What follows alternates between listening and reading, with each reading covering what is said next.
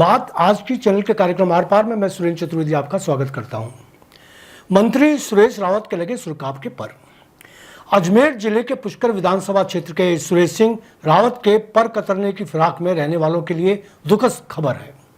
रावत को मुख्यमंत्री भजनलाल के गृह क्षेत्र भरतपुर डीग का प्रभारी बनाया गया है। इस दायित्व में से साफ नजर आ रहा है कि सुरेश रावत के रिश्ते भजनलाल से कितने गहरे हैं और भजनलाल जी को उन पर कितना विश्वास है। उनका कद धीरे धीरे राज्य की राजनीति में बराबर बढ़ते जा रहा है। केंद्रीय मंत्री भूपेंद्र यादव ने जब अलवर से चुनाव लड़ा तो सुरेश रावत की प्रबंध कुशलता को देखते हुए उन्हें अलवर का चुनाव प्रभारी बनाया गया। यादव से उनकी आत्मीयता और विश्वसनीयता को देखते हुए ये जिम्मेदारी उनको सौंपी गई और उन्होंने उसे बखूबी निभाते हुए यादव को शानदार जीत दिलवाई। अब भरतपुर का उनको प्रभारी बनाया जाना भी यह दर्शाता है कि लोकसभा चुनाव में भरतपुर से हुई भाजपा की करारी हार के बाद बदले हुए परिदृश्य में को बदलाव लाने के लिए उनको दायित्व सौंपा गया है। जिम्मेदारी निभाने में सुरेश रावत का कोई मुकाबला नहीं, चाहे वे जिम्मेदारी जनता की हो, परिवार की हो, सियासती हो, धार्मिक हो या सामाजिक। मुझे याद आ रहा है पुष्कर में हुआ वह विवाह जो भाजपा के राष्ट्रीय अध्यक्ष जेपी नड्डा के परिवार से जुड़ा था। तब भी विवाह प्रबंधन का दायित्व सुरेश रावत ने पूरी निष्ठा के साथ निभाया था और उनके नड्डा जी से पारिवारिक संबंध बन गए। सुरेश रावत हल्ला मचाने में यकीन नहीं रखते, मगर शांतिपूर्वक अंदर खाने सब कुछ रफ्तार के साथ करते रहते हैं। उनकी कार्यशैली को देखकर तो लगता है कि सियासत में वह नौसिखिए हैं, उनको आसानी से मसला जा सकता है। दुश्मनों की बहुत बड़ी फौज हमेशा उनके सामने रही, मगर हर मगरमच्छ को उन्होंने अपने शांत भाव से निपटा दिया। यहां आपको याद दिला दूं उस मोहन चौधरी जी की। विधानसभा चुनाव से पूर्व उनकी टिकट कटवाने के लिए उन्होंने जो खुली जंग छेड़ी वह जग जाहिर है। करोड़ों के आरोप लगाए गए, मीडिया को इस्तेमाल किया गया, क्षेत्र के प्रभावशाली नेताओं ने चारों तरफ से उनको घेर लिया। पुष्कर क्षेत्र को परिवर्तन के पोस्टरों से पाट दिया गया।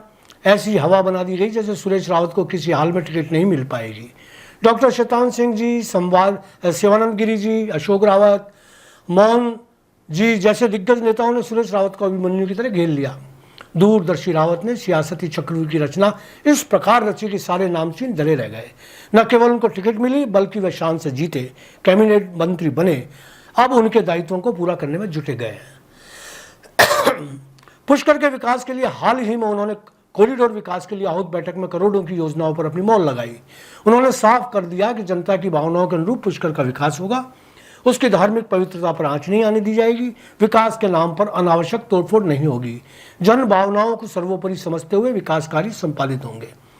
सुरेश रावत को लेकर जो कुछ कह रहा हूं वह मेरी निजी राय है। यह राय तभी तक इस रूप में है जब तक मुझे सुरेश रावत में सकारात्मक राजनीति नजर आ रही है।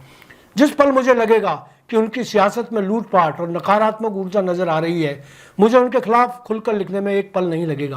हो सकता है आज के आर पार में कुछ नासमझ मित्रों को लगे कि मैंने सुरेश रावत के पक्ष में जो लिखा है वह उनके प्रति मेरा लगाव है, तो वह भूल जाए। मैं किसी राजनेता से राखी नहीं बनवाता, क्योंकि 50 साल की पत्रकारिता में मैंने किसी राजनेता या अधिकारी से कोई समझौता नहीं किया। सुरेश रावत हो या सुरेश नाथ, देवनानी जी हो या अनीता बघेल, शत्रुघ्न गौतम हो या रामस्वरूप लांबा या कोई और, सब मेरे लिए अनुज है। यदि कभी किसी के लिए नकारात्मक लिखना हो तब भी मन स्पष्ट होता है। नकारात्मक लिखता तभी हूं जब मुझे कुछ गलत लगता है। नकारात्मक लिखने के पीछे किसी से कोई व्यक्तिगत द्वेष या मनभेद नहीं होता। सुरेश रावत के लिए आज जो कहा है उसे कृपया उसी तरह से लें जिस गरज से कहा गया है। यदि फिर भी किसी के मन में कोई गांठ हो तो बांधे रखें, अपना कोई कहीं का बाल बांका नहीं कर सकता। नमस्कार, जय हिंद।